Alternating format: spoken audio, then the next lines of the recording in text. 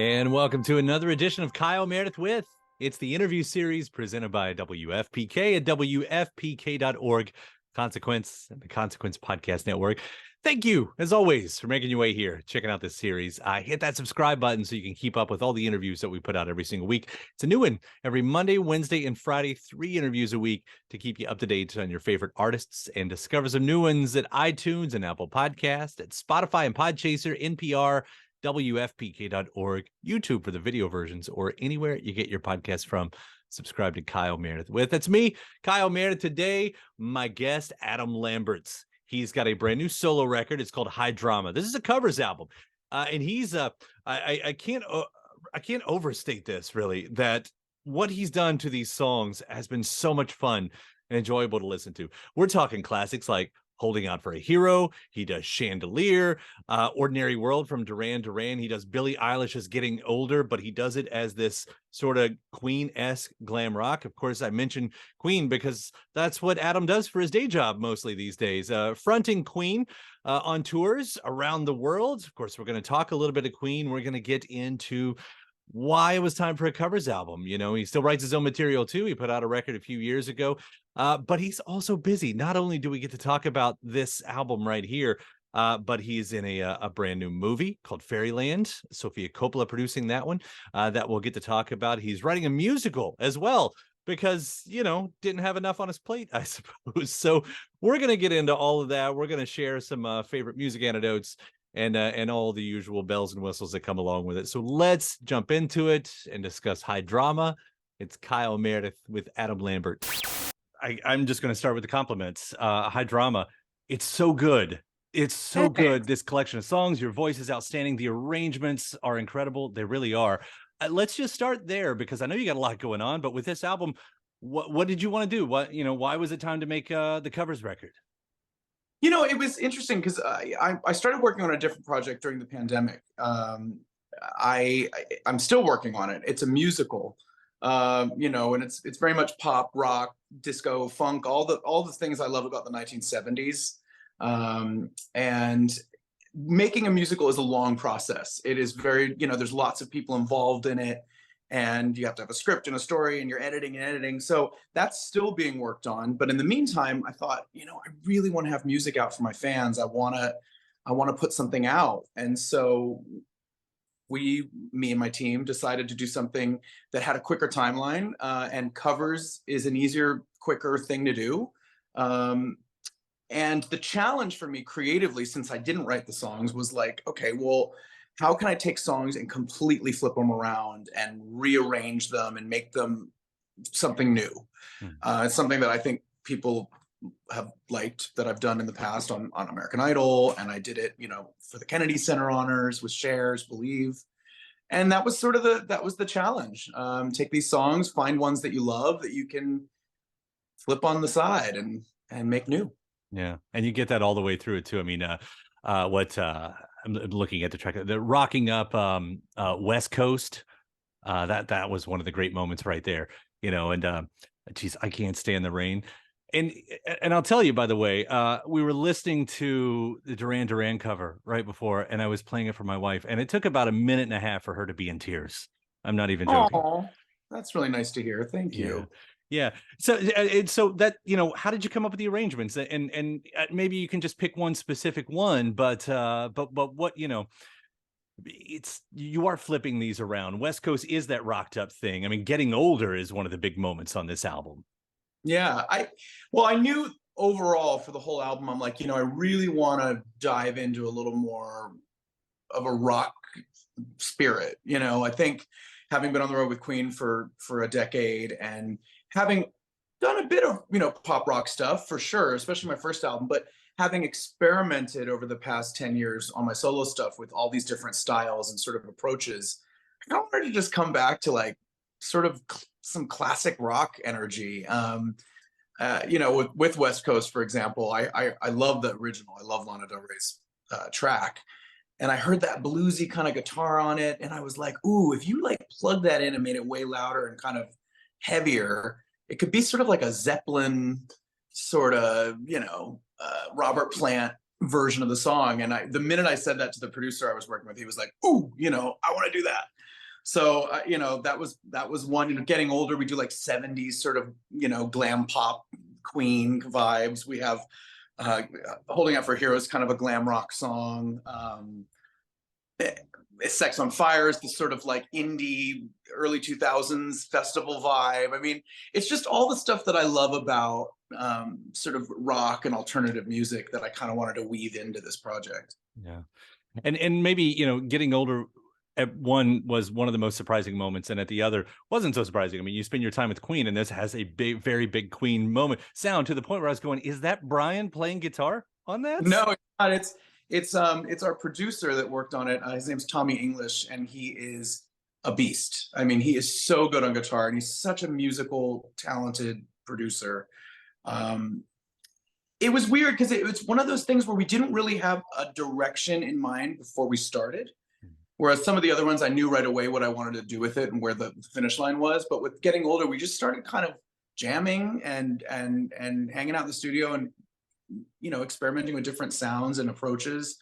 And I don't know, it just sort of organically came up and it came together. And I remember singing the chorus, and I'm like, I hear like background vocals doing like a big stack of backgrounds doing like an answer to the chorus lines. And when I kind of sung it to him what I wanted, we were like, oh, it's kind of like Queen, you know, like a stack, you know. And then it started kind of like flowing. So yeah, I mean, even though I didn't write these songs, I had so much fun in the studio challenging myself to make them different. And you know, I learned a lot over the last 10 years as, you know, an artist in studios with producers, and did a lot of production time on my last album. So I think that really came into play on this one. Yeah. Now, when you've got a record like this, and especially, you know, for all the friends you've made in the music industry over the past 10, 15 years, like, do you have any personal relationships with anybody and that you've covered here? And does that color the song at all? Actually, Boy George and I are friends. Yeah. And he's somebody that I've, you know, become friends with over the years in London. Whenever I'm there, like, you know, we might have a dinner or lunch or something. He's very funny.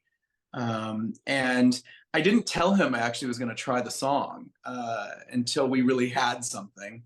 And when we sent him the first pass at it, he loved it, which is really great. You know, and that one especially, we took a lot of chances with. We really rearranged the whole thing. I mean, it's like, it's, you know, the structure even of the song. So I was a little apprehensive. I didn't know if he would be like, why'd you do that to the song? But he really likes it. So that's really exciting. Well, that's my point right there. Like, if you know somebody and then you put this out there, it's that even more like, oh God, what if they don't like, you know? Oh, I know. It's interesting. It's you never know.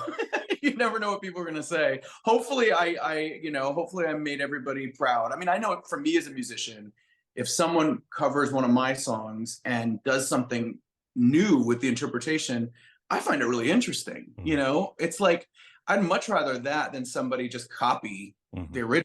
I mean, that's sort of like, okay, well, thanks. Well, beyond this, I want to quickly hit on the other projects. You mentioned the musical. You're also in a movie, Fairyland, Sophia Coppola, that's going to be coming out. How did you get involved in this? And I'd love to hear a little bit about it. The director, Andrew Durham, and Sophia Coppola is producing it. He reached out to my agent here in LA, and I was so flattered and honored that he wanted me to be in this film.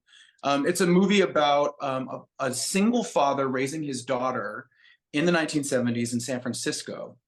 And it's, you know, the 70s in San Francisco were like, you know, it was really the epicenter of the gay liberation movement there in New York. And he's coming out of a tragedy. His wife passes away in a car accident on the East Coast. And he then moves to San Francisco with his daughter and realizes that he's gay. So it's sort of a coming of age for both of them in parallel. And then, you know, towards the end of the film, you know, everyone's hit with the AIDS epidemic.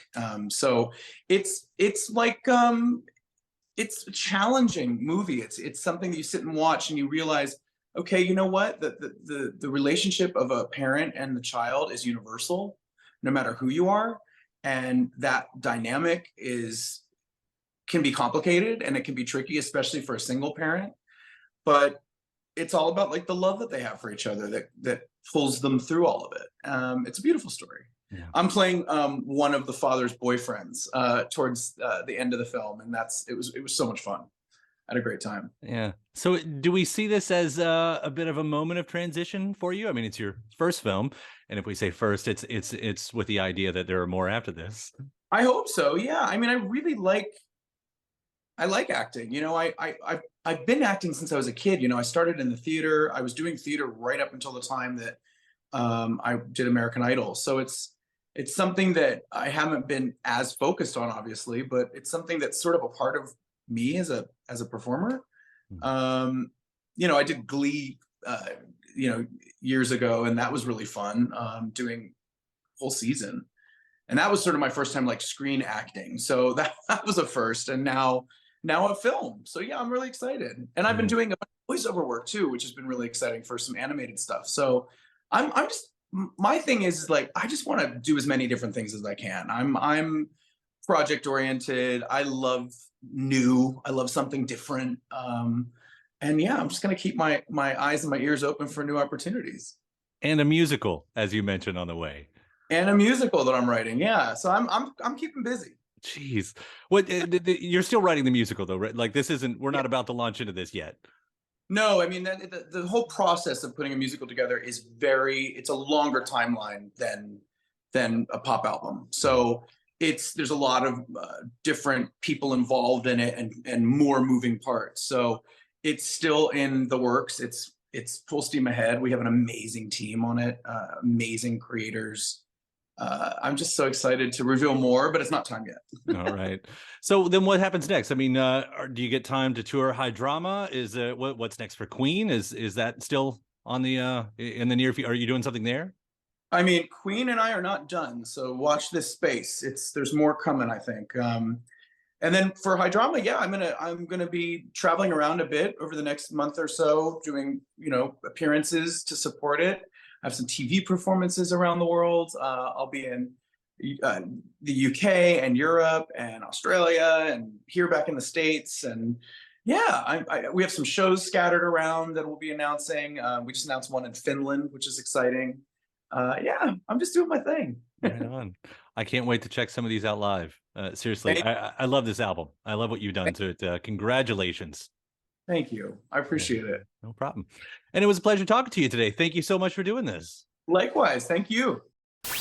And thanks to my guest. Also, thanks to you for checking out the episode in the series. Before you get out of here, hit that subscribe button.